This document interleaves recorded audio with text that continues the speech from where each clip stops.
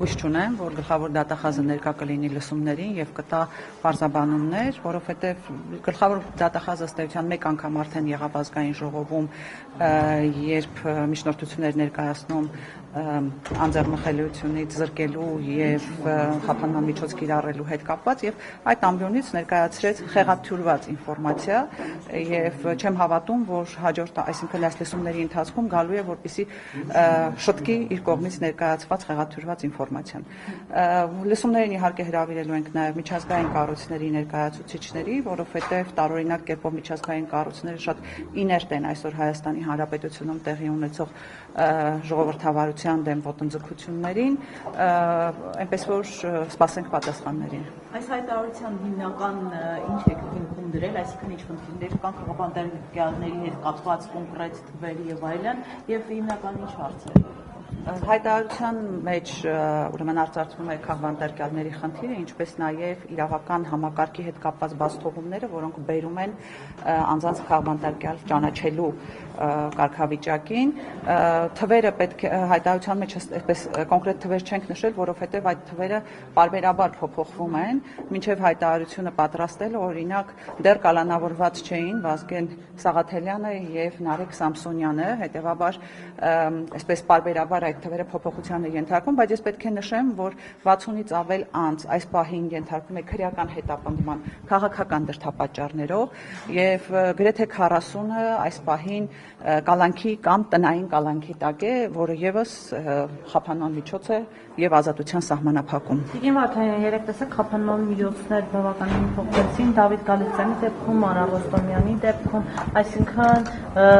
ըստ էության արդարադատություն իրականանում է ՀԿՊ-ն դա բարձրաձայնում է ասելով, որ տեսեք դուք ասում եք դատական իշխանությունը կախված է, արդարադատություն չկա, բայց տեսեք որքան արդար է կայունություն իրականանում։ Այդ նույն մարդկանց նկատմամբ այս պահին դեռ շարունակվում է քաղաքական ենթատեքստով իրականացվող հետապնդումը, բայց մենք տեսանք, որ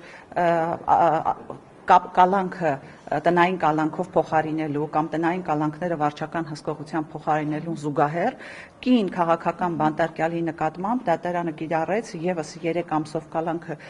երկարացնելու կայացրեց որոշում եւ ավելին տպավորություն է, որ Լիդիա Մանթաշյանի նկատմամբ դատարանի որոշումը հենց կիրառվում է հատկապես պատժելու նպատակով, որովհետեւ մինչ այժմ գրեթե 5 ամիս Լիդիա Մանթաշյանի տեսակցությունները այդ թվում նաև պատգամավորների հետ սահմանափակված են եւ սա այո հիմա է եւ սա այլ կերպ քան պատիժ գնահատել չի կարելի։ Երեք Լիդիան իր խոսքում նշեց իր կողմից այսպես նշվող պատճառները եւ ես էլ ունեմ ենթադրություններ, որ այո Լիդիա Մանթաշյանը պատժվում է։ Ինքն ասում է, որ սերով պայմանավոր, որովհետեւ կարծես թե մեղադրանքը շատերին նույնական է։ Իր դեպքում ինչու է այդպես։ Լիդիա Մանթաշյանը նշեց, որ տեղեկություններ է պարունակում որևէ պետական պաշտոնյայի վերաբերյալ կամ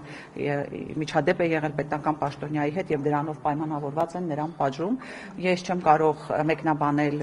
Լիդիա Մանթաշյանի խոսքերը, կարծում եմ ինքը ունի հիմքեր այդպիսի ուրեմն պատճառաբանություններ բերելու եւ իսկ իմ համոզմունքը մնում է այն, որ Լիդիա Մանթաշյանին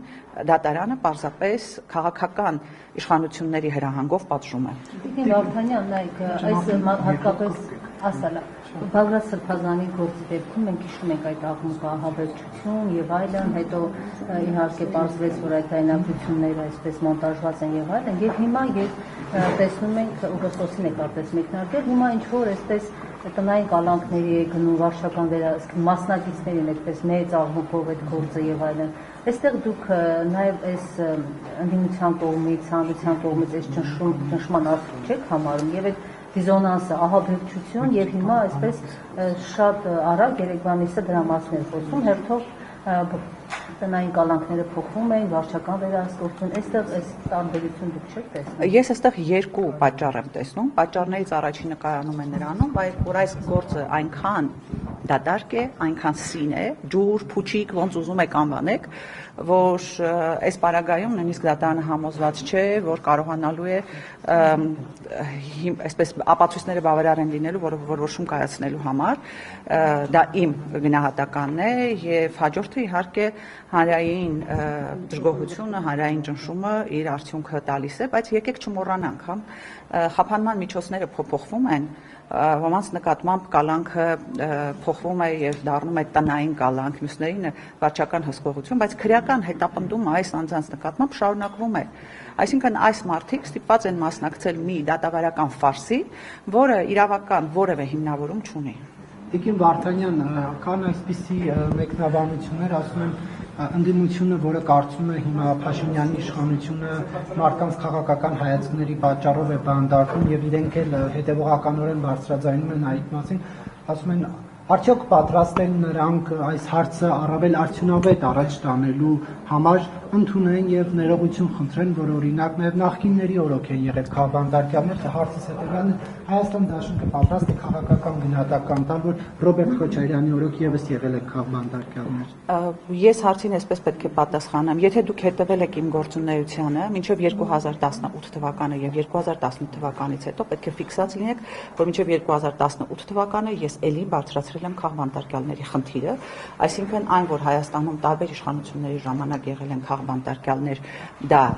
անհերքելի է, բայց եկեք ընդունենք, որ 2018 թվականին այս իշխանությունները եկան նաև այն խոստումներով, որ Հայաստանի Հանրապետությունում պետք է լինի արդարություն, Հայաստանի Հանրապետությունում պետք է լինի արդար եւ անկախ դատական համակարգ եւ 7 տարվա ընթացքում մենք տեսանք ճիշտ հակառակը։